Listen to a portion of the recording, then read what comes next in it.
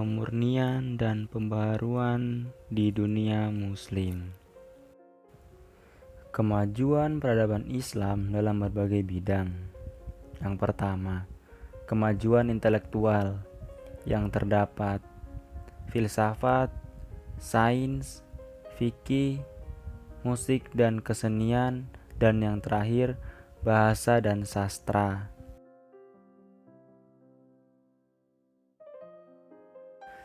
Yang kedua, kemegahan pembangunan fisik. Aspek-aspek pembangunan fisik yang mendapat perhatian umat Islam sangat banyak. Dalam perdagangan, jalan-jalan dan pasar-pasar dibangun. Bidang pertanian demikian juga. Sistem irigasi baru diperkenalkan kepada masyarakat Spanyol yang tidak mengenal sebelumnya.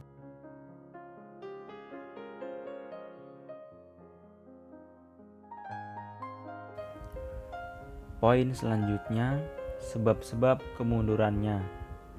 Setelah peradaban Islam mencapai puncaknya, kemudian mengalami kemunduran bagaikan rembulan yang telah menjadi purnama. Maka malam ke malam berikutnya, cahayanya perlahan-lahan redup dan hilang ditelan keremangan malam yang pekat.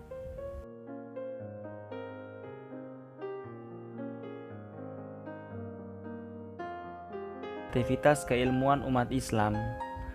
Pemikiran rasional dipengaruhi oleh prestasi tentang bagaimana tingginya kedudukan akal seperti terdapat dalam Al-Quran dan hadis.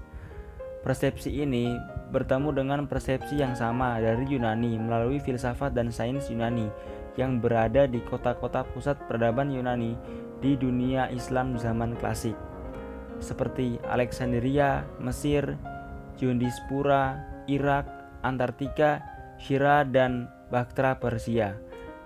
Di sana memang telah berkembang pemikiran rasional Yunani.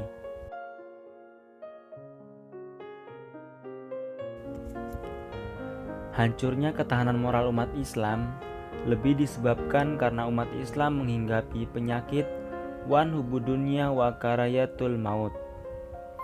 Umat Islam dilanda sikap hidup berfoya-foya, korup, dan tidak dekat lagi dengan kehidupan para mustafain dan nasib yang menimpa para duafa. Ibnu Khaldun mengemukakan, kemewahan itu merupakan pertanda bahwa peradaban suatu bangsa yang dibangun dan akan mengalami kehancuran.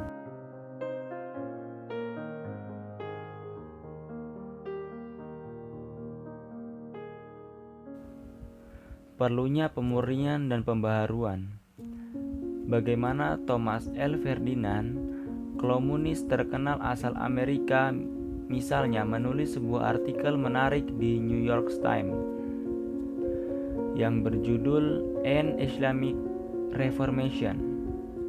Menurut pembaruan Islam adalah sebuah keharusan bagi kaum muslimin sekarang ini.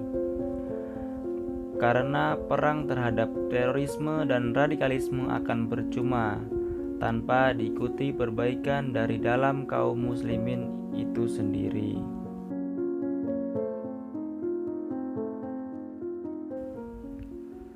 Para tokoh pembaruan di dalam dunia Islam.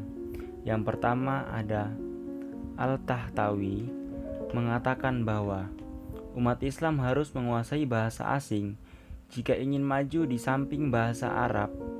Bahasa Arab adalah berfungsi untuk memahami Al-Quran dan Al-Hadis.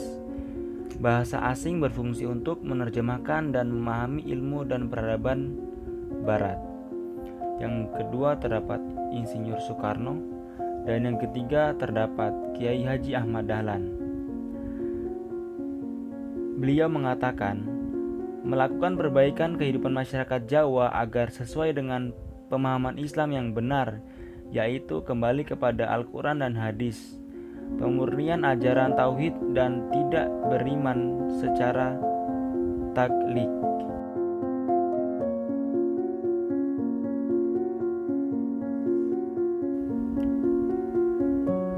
Kesimpulannya adalah pembaruan Islam adalah upaya untuk menyesuaikan paham keagamaan Islam dengan perkembangan dan yang ditimbulkan kemajuan ilmu pengetahuan dan teknologi modern. Dengan demikian, pembaharuan Islam dalam Islam akan berarti mengubah, mengurangi atau menambahi teks Al-Quran maupun hadis, melainkan hanya menyesuaikan paham atas keduanya.